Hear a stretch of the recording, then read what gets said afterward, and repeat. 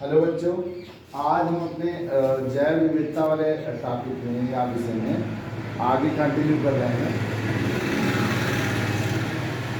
इसमें जीवों के नामकरण, जीवों का नाम जो दिया जाता है, जैसे क्या होता है कि आप जानते हैं पृथ्वी तो बहुत बड़ी है, उसमें कई देश हैं और हर देश में अपनी अपनी बोल भाषाएँ हैं, अपनी लैंग्वेज है, ठीक।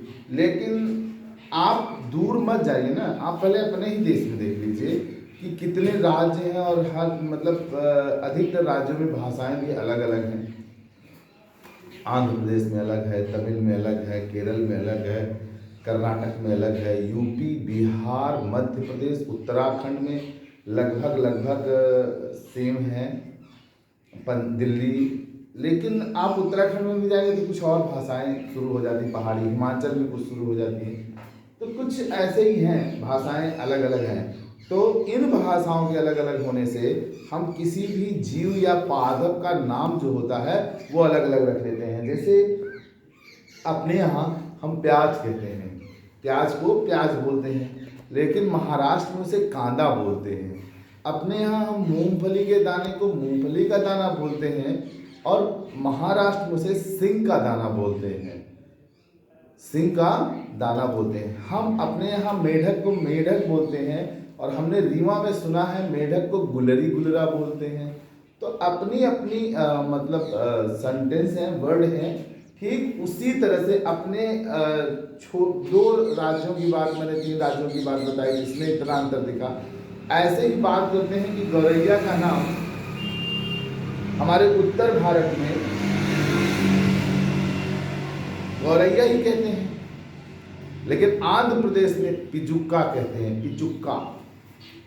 इसी तरह से आप आगे बढ़ेंगे, इंग्लैंड में हाउस स्पैरो, इंग्लैंड में उसे क्या कहते हैं, हाउस स्पैरो, देखिए हाउस स्पैरो। स्पेन में पार्डर, जबकि जापान में इसे सुजून के नाम से भी जाना जाता है।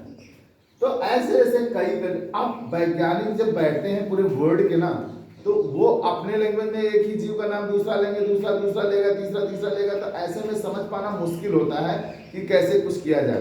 तो उस समय स्पेन के एक महान वैज्ञानिक थे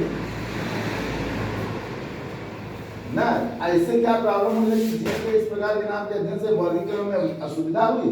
इसी असुविधा को दूर करने के लिए ये स्पेन का वैज्ञानिक, क्या नाम था इन भाई का, कैरोलस लिनियस, अभी वर्तमान समय में नहीं है, ने द्विपद नाम पद्धति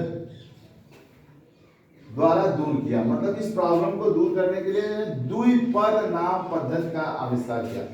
द्विपद माने 2 नाम पद्धति है, 2 नाम दिए गए। कैसे 2 नाम दिए गए बता रहे हैं, ध्यान से पहले सुन लीजिए। किसी वर्गीकरण का डेफिनेशन हो गया, किसी जीव की खोज के बाद वर्गीकरण में उसका स्थान निर्धारित करके उसे एक निश्चित वैज्ञानिक नाम देना ही नामकरण कहलाता है।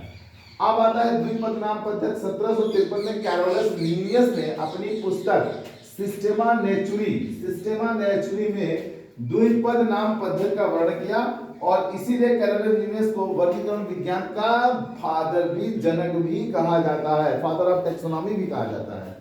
यह बात आप ध्यान में रखे रहे। जीवों के नामकरण की वह पद्धति जिसमें प्रत्येक जीव के दो नाम, पहला वंश का नाम और दूसरा जाति का, स्पीशीज का प्रदान किया जाता है, उसे द्विनाम पद्धति कहा जाता है।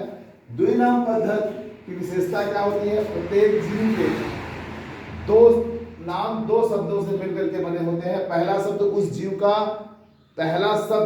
का वंश बताता है और दूसरा उस जीव के जाति को बताता है।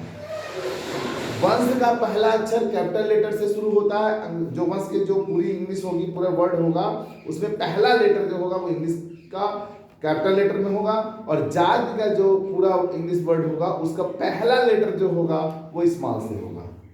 हालांकि लिखते समय तिरछा लिखा जाता है और भी है बड़े सारे रूल, कहीं कहीं वैज्ञानिकों के नाम भी आते हैं, लेकिन अभी आपको इतना नहीं जानना, बस इतने जानते चलिए काम चलेगा।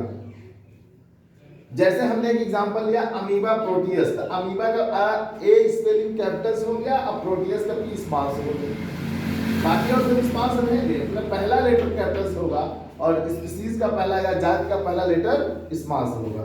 ऐसे मैंने कई उदाहरण लिए, जैसे अब मैंने सिंपल से लिया मेढक का, आपके गांव शहर में देखने को मिलता फ्रॉग, जिसका जंतु वैज्ञानिक नाम है राना ट्रिग्रिना।